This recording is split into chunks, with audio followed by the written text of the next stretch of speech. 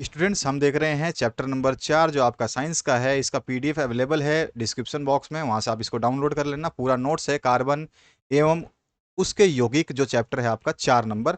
इससे 4 नंबर से लेके 16 नंबर तक के सारे चैप्टर्स के पीडीएफ हमने प्रोवाइड कर दिए हैं हिंदी प्लस इंग्लिश वर्जन में, हिंदी प्लस इंग्लिश मीडियम के लिए, ठीक है। तो ये 4 से लेकर के 16 तक चैप्टर तक आप अभी तक नहीं डाउनलोड कर पाए हैं तो इनको डाउनलोड कर लेना। सारे लिंक डिस्क्रिप्शन में प्लेलिस्ट बनाई गई है, प्लेलिस्ट को देख लेना अपने, और प्लेलिस्ट में आपको सब कुछ मिल जाएगा, ठीक है। तो ये चीज़ तो आपको समझ में आ गई। यहाँ पर कार्बन क्या है, उसके यौगिक क्या हैं, उनकी क्या संरचना होती है, उनके क्या गुण होते हैं, कैसे हम नंबरिंग करते हैं, कैसे IUPAC नेम लिखते हैं, सब कुछ इसमें बताया गया है। हर चीज़ को जब आप पढ़ोगे तो आपको पूरा का पूरा ये चैप्टर जो है तैयार हो जाएगा यहाँ से, जो कि आपको बहुत हार्ड लगता है, लेकिन इस नोट्स के द्वारा जो आप आसानी से तैयार कर सकते हैं। यहाँ पर सब कुछ दिया गया है। इसमें कोई भी चीज़ आप जब पढ़ेंगे तो आपको बहुत ही सरलता से समझ में आने वाली है। तो आप सारे चैप्टर्स के जो है नोट्स डाउनलोड कर लेना। पूरा डायग्राम के हिसाब से यहाँ पे समझाया गया है। नाइट्रोजन परमाणु के मध्य त्रिआबंध जो होता है, ये जो आप देख रहे हैं, तो इसके बारे में भी आपको समझाया गया है, ठीक है। तो हर पॉइंट को आपको पढ़ लेना है, बहुत इंपॉर्टेंट पॉइंट्स है। और इसके बाद में आपका जो है चतुसंयोजितता क्या होती है, ये चीज़ें बताई गई है। हाइड्रोकार्बन्स क्या होते हैं, संतृप्त क्या होते हैं, असंतृप्त क्या होते हैं, सभी में से क्वेश्चन आते हैं। इन सभी चीज़ों को बढ़िया तरीके से पढ़ना।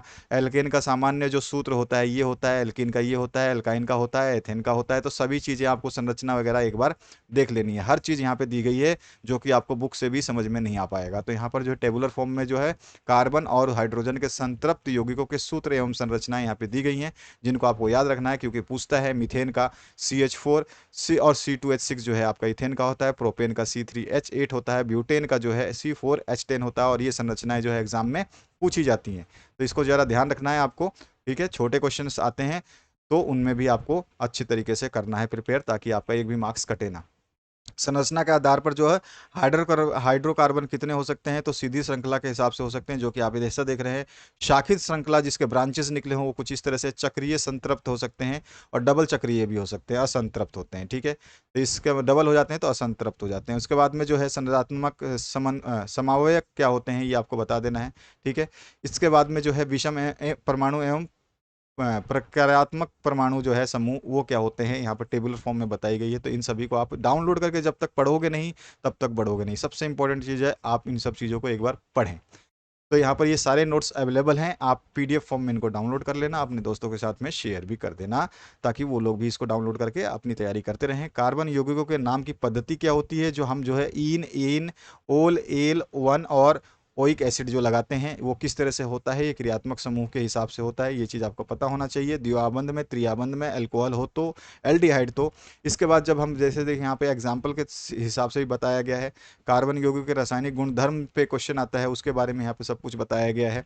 तो ऐसा कोई चीज़ नहीं है जो चैप्टर के बारे में छोड़ा गया हो। ऑक्सीकरण क्या होता है, संगलन अभिक्रिया क्या होती है, प्रतिस्थापन अभिक्रिया क्या होती है, ठीक है। एथेनॉल के बारे में यहाँ बताएगा, उसका गलनांक कैसा होता है, इसका जल के साथ इसकी प्रकृति कैसी होती है, ठीक है, इसका स्वाद कैसा होगा। इसके बाद में क्वथनांक क्या है, गलनांक क्या है, ये सारी चीज़ें हर चीज़ के, एथेनॉल की भी है तो और भी मिल जाएंगी आपको। तो इन सब चीज़ों को, इनके गुणधर्म को भी आपको ध्यान रखना है। इनसे बहुत हेल्प मिलेगी आगे जब जा करके क्लासेस में आप केमिस्ट्री लेंगे। तो ये सारे बेसिक चीज़ें आपको अगर नहीं पता है तो आपको बाद में केमिस्ट्री बहुत हार्ड लगने वाली है, क्योंकि केमिस्ट्री का तो ये छोटा सा नमूना है आपके सामने।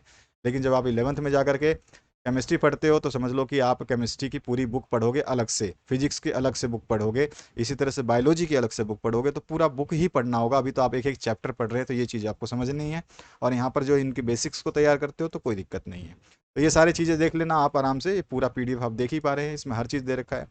और एसिटीकरण क्या होता है इसके ऊपर आता है, जलीय अपघटन क्या होता है, ठीक है। साबुन अपमार्जक में बारे में क्वेश्चन हमेशा पूछा जाता है। तो यहाँ पर जो चीज़ें दी गई है इसको पढ़ लो, बस आराम से आप अच्छा स्कोर कर पाओगे। उसकी संरचना के बारे में आता है, सफाई प्रक्रिया कैसे होती है। तो आप पॉइंट वाइज भी लिखते हो तो आपको फुल मार्क्स मिल जाएंगे। इन फुल मार्क्स को गेन करने के लिए नोट्स पढ़ना बहुत ज़रूरी है, अन्यथा जो है आप बुक से पढ़ोगे रटोगे, याद नहीं रहेगा, कुछ एग्जाम में जाके भूल जाओगे, वो थोड़ा सा दिक्कत हो जाती है। तो यहाँ पर ये आपका पूरा जो है, और कुछ क्वेश्चंस जो है यहाँ पर संक्षेप में हर चीज़ बताई गई है कि कौन कौन सी चीज़ें क्या होती हैं। इनको एक बार पढ़ोगे तो रिवीजन हो जाएगा इस पूरे नोट्स का।